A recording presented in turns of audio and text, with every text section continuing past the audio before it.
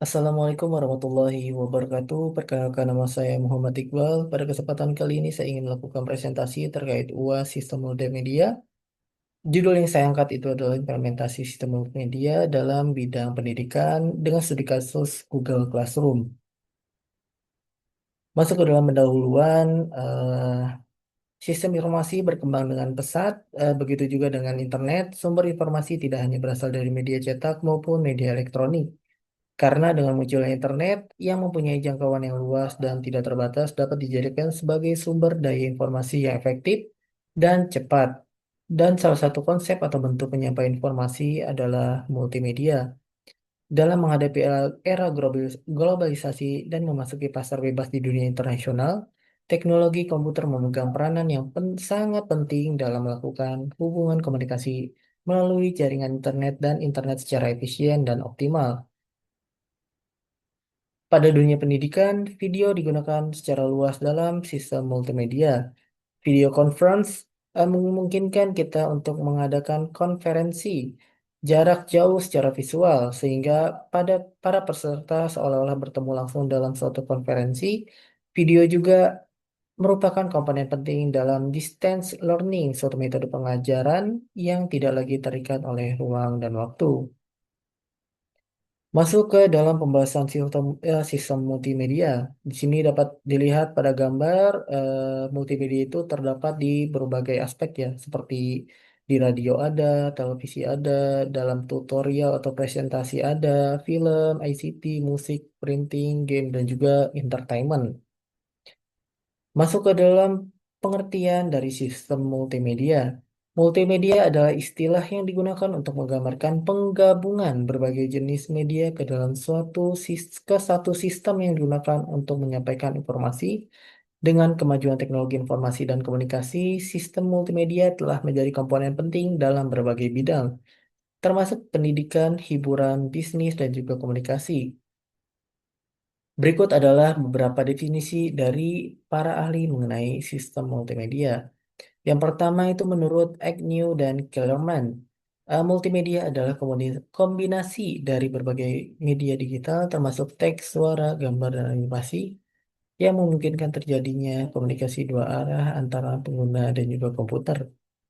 Menurut Hofstadter, mendefinisikan multimedia sebagai penggunaan berbagai elemen visual dan audio untuk menyampaikan informasi dalam cara yang dinamis dan juga interaktif.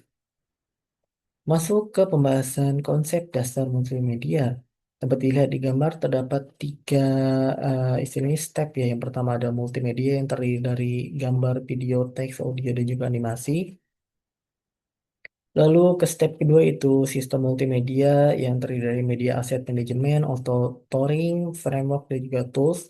Yang ketiga ada distribute multimedia system yaitu dengan internet, maka akan menghasilkan streaming video, web, streaming audio, terus virtual worlds dan juga klien dan juga server. Berikut adalah penjelasan terkait dari gambar yang tadi. Gambar di atas menjelaskan tiga hal yang memetakan ketiga proses untuk sistem multimedia.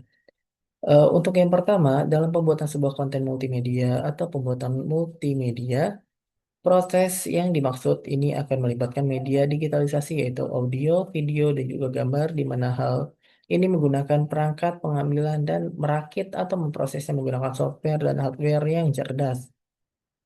Yang kedua itu penyimpanan dan kompresi. Konten multimedia yang telah diciptakan memiliki pengaruh yang signifikan terhadap persyarat memori peralatan, dan perlu rekayasa untuk meminimalkan kebutuhan yang diperlukan dalam penyimpanan dan distribusi. Prosesnya sebagian besar melibatkan state of the art, algoritma kompresi, dan standar untuk audio, video, gambar, dan juga grafik. Yang ketiga, distribusi. Dalam pendistribusian, ini melibatkan berbagai konten multimedia yang didistribusikan terhadap berbagai media. Menurut Vaughan tahun 2011, multimedia memiliki 5 elemen utama dan mereka dapat dijabarkan sebagai berikut. Yang pertama ada teks. Manusia sudah menggunakan medium teks selama lebih dari ribuan tahun, namun seiring berjalannya waktu, sebuah kata dapat berubah makna atau menjadi hilang dan digantikan dengan kata yang lain karena sebuah kata harus singkat dan tepat agar individu dapat menerima kata-kata tersebut dan dapat dimengerti. Yang kedua ada suara. Menggunakan suara atau audio dalam sebuah presentasi mampu meningkatkan kualitas dari presentasi tersebut. Namun, ini juga bisa merusak jika tidak digunakan dengan benar. Lalu yang ketiga ada gambar. Berdasarkan pernyataan Vaughan, komputer dapat menghasilkan dua jenis gambar, yaitu bitmap dan juga vector drawing. Lalu yang keempat ada video. Implementasi dari video dapat menarik perhatian dari penonton karena multimedia menggantung beberapa unsur yang kemudian meningkatkan efektivitas penyampaian pesan agar lebih mudah diingat. Yang kelima itu animasi. Animasi adalah multimedia yang dinamis dan terbentuk dari kumpulan elemen seperti teks, suara, atau audio, dan gambar. Masuk ke dasar sistem multimedia. Multimedia dapat didefinisikan sebagai aplikasi apapun yang menggabungkan teks, dengan grafik, animasi, audio, video, dan atau virtual reality. Sistem komputer adalah kombinasi dari peralatan hardware, proses, program software, dan orang sebagai pengguna yang terorganisir untuk melakukan suatu fungsi. Dengan menggabungkan divisi ini, bisnis yang melibatkan sistem multimedia mencakup peralatan, program, dan orang-orang yang diatur untuk tujuan komunikasi, penyimpanan data dan sistem pengambilan multimedia database dan electronic filing system, keamanan informasi dan penggunaan internet atau web page dan electronic business application. Sistem multimedia analog. Sistem multimedia analog adalah tahap sebelum interkonektivitas itu terwujud, di mana menggunakan buku, dokumen, film, foto, rekaman, kaset, rekaman, video, dan banyak bentuk media lainnya untuk menyimpan teks, suara, dan gambar. Yang kedua, multimedia berbasis komputer. Kemajuan teknologi telah mengubah hardware dan software yang digunakan untuk mengembangkan multimedia dari peralatan analog tradisional ke sistem multimedia berbasis komputer atau lebih dikenal dengan digital. Lalu yang ketiga, sistem pengelolaan teks. Teks adalah tingkat pertama dan paling sederhana dalam hierarki multimedia. Membuat sistem pengelolaan teks hanya perlu mengenali rangkaian teks dan membandingkannya dengan database yang telah tersedia. Yang keempat, sistem pengelolaan audio. Audio memungkinkan pengguna untuk menjelaskan sebuah produk, memberikan instruksi, dan meningkatkan presentasi sebuah barang. Soundcard merupakan hardware yang digunakan untuk merekam audio dan memproses suara yang masuk bisa ditemukan pada motherboard utama komputer yang berbentuk seperti card. Lalu yang kelima, sistem pengelolaan video. Pada awal abad 21, siaran televisi rekaman video dibuat dengan menggunakan kamera yang mampu merekam suatu scan dengan 30 frame per detik. Siaran dan rekaman video tersebut menggunakan standar yang dikembangkan pada tahun 1950-an di Amerika Serikat oleh National Television Standard Committee atau NTIC. Sedangkan negara lain menggunakan standar 25 frame per detik dan memiliki rasio aspek gambar yang berbeda, rasio tinggi terhadap lebar. Lalu yang keenam adalah sistem pengelolaan gambar tidak bergerak.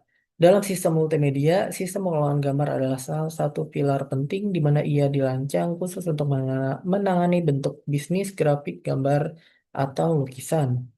Sistem pengelolaan gambar bergerak atau animasi dan virtual reality. Sistem ini menggabungkan grafis, video, suara, dan animasi untuk membentuk hasil virtual reality. Industri yang menggunakan teknologi ini termasuk hiburan, pendidikan, pelatihan, hukum, arsitektur, dan konstruksi pemerintah, dan juga transportasi. Lalu yang kedelapan adalah sistem manajemen bisnis data multimedia. Data yang terdapat di multimedia itu terbagi menjadi tiga, yaitu citra, gambar, audio, suara, dan video. Dari kumpulan data ini dapat dilihat atribut yang berhubungan dengan tentang siapa yang membuat data itu, kemudian kapan data itu buat, dan kategori dari data tersebut. Masuk ke perkembangan sistem multimedia. Seiring dengan kemajuan zaman, elemen yang boleh terdapat dalam sebuah multimedia dan kompleksitasnya makin meningkat. Membuat penyampaian informasi semakin beragam, munculnya keberagaman dalam multimedia dapat memberikan insentif bagi masyarakat yang sadar dengan keadaan dunia, di mana mereka yang memiliki informasi lebih banyak akan memiliki kesempatan yang lebih banyak juga. Dengan meningkatkan kesadaran masyarakat akan pentingnya multimedia juga berdampak pada peningkatan influencer, yakni orang-orang yang mampu mempengaruhi khalayak karena latar belakang mereka yang sama dengan masyarakat umum. Masuk ke dampak positif dari sistem multimedia. Dampak positif dari perkembangan multimedia adalah mudahnya mengakses segala hal yang individu ingin ketahui karena terdapat kemudahan dari cara penyampaian yang sudah beragam dan menarik. Tentu dengan gambar, audio, video, semua informasi dapat diterima dengan lebih mudah dari biasanya. Penerapan dapat dilihat pada contoh di bawah ini. Yang pertama, siswa atau mahasiswa yang sedang belajar interaktif, di mana mereka dapat mengakses materi yang mereka ingin pelajari kapanpun dan dimanapun. Yang kedua, dengan multimedia yang beragam membuat penyampaian akan materi pelajaran jauh lebih menarik. Masuk ke dampak negatif sistem multimedia. Dampak negatif dari perkembangan multimedia adalah dari segi pemahaman orang yang berbeda-beda dalam menerima informasi. Tidak semua hal yang sebenarnya ingin disampaikan akan dapat diterima dengan maksud yang sama. Setiap individu memiliki kemampuan dan daya paham yang berbeda. Yang pertama, itu dengan e-learning atau pembelajaran jarak jauh, pengajar akan mengalami kesulitan dalam mengawasi tingkah dan perilaku murid-muridnya karena minimnya interaksi. Lalu yang kedua, peran guru dalam perkembangan murid berkurang dan dengan kebebasan informasi terdapat risiko murid mendapat informasi yang salah jika peran dari guru menurun. Masuk ke pemanfaatan sistem multimedia. Yang pertama itu media pembelajaran. Penerapan dari sarana multimedia ini membuat ilmu yang disampaikan dapat terkesan lebih menarik, sehingga siswa mampu menangkap materi pembelajaran yang dengan lebih mudah. Lalu sarana pelatihan. Multimedia memiliki peran sebagai media pelatihan untuk meningkatkan kesadaran akan sekitar atau situational awareness, di mana terdapat penelitian yang menyatakan bahwa bermain game mampu meningkatkan kemampuan individu untuk mengambil keputusan yang lebih cepat dan tanggap. Yang ketiga ada sarana informasi umum.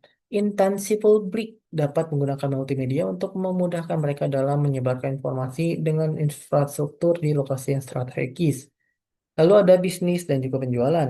Penerapan multimedia dengan teknologi World Wide Web atau Triple W memiliki dampak positif dalam cara manusia berbisnis.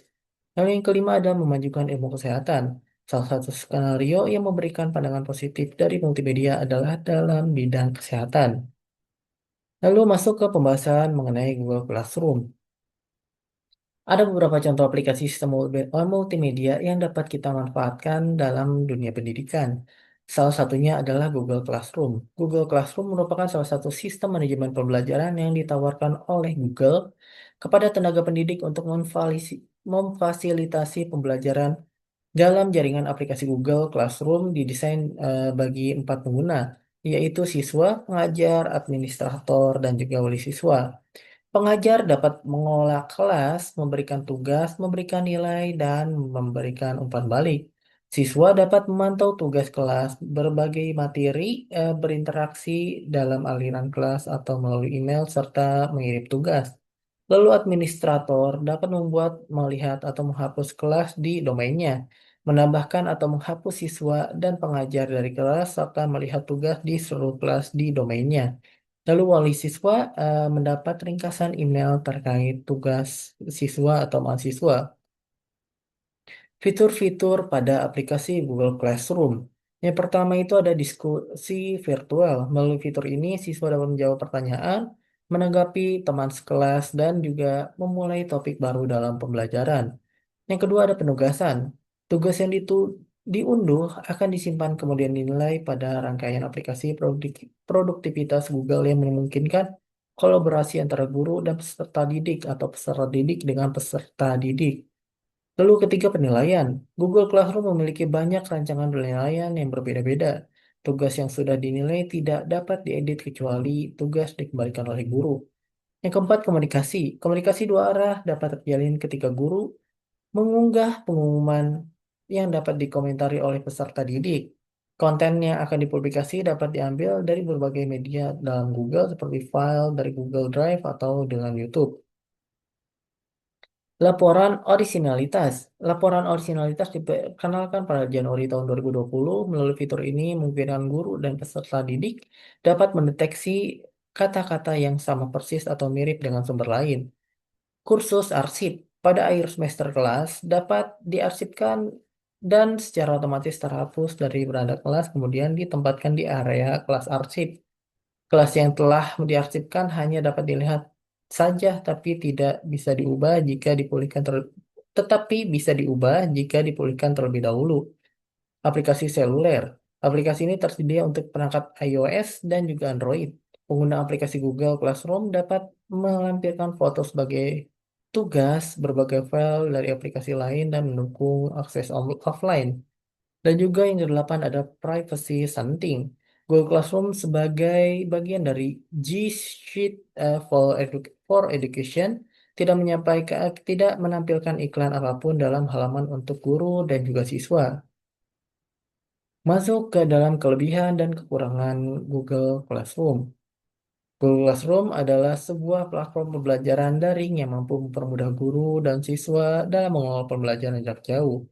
Dengan berbagai fitur yang ditawarkan, Google Classroom masih memiliki beberapa kelebihan maupun kekurangan yang dapat kita rasakan. Berikut adalah beberapa kelebihan maupun kekurangan dari Google Classroom.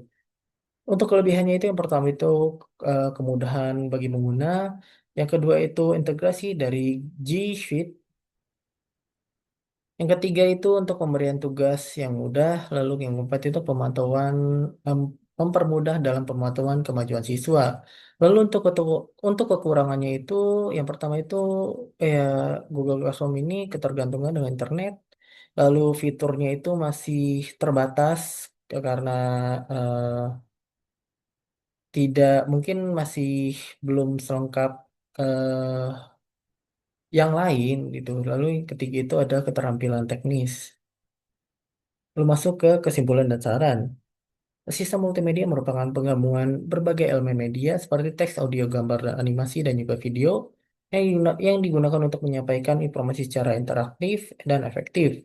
Perkembangan teknologi digital menjadikan multimedia semakin berperan penting dalam berbagai bidang, khususnya pendidikan, karena mampu meningkatkan kualitas penyampaian materi dan digunakan oleh proses belajar mengajar. Google Classroom sebagai salah satu contoh implementasi sistem multimedia mampu memfasilitasi pengelolaan kelas, pemberian tugas, komunikasi, serta belajar secara daring. Namun penggunaan multimedia juga dapat memiliki beberapa keterbatasan. Oleh karena itu, pemanfaatan sistem multimedia perlu diimbangi dengan bimbingan dan pengawasan yang tepat agar tujuan pembelajaran tetap tercapai. Untuk sarannya itu penggunaan sistem multimedia dalam pendidikan sebaiknya terus dikembangkan agar mampu meningkatkan kualitas pembelajaran yang lebih interaktif dan inovatif. Lalu untuk yang kedua itu tenaga pendidik perlu meningkatkan kemampuannya dalam memanfaatkan teknologi multimedia. Itu adalah presentasi saya terkait dengan UAS sistem multimedia dengan judul implementasi sistem multimedia pada bidang pendidikan dengan studi kasus Google Classroom. Mungkin sekian dari saya, kurang lebihnya mohon maaf. Wassalamualaikum warahmatullahi wabarakatuh.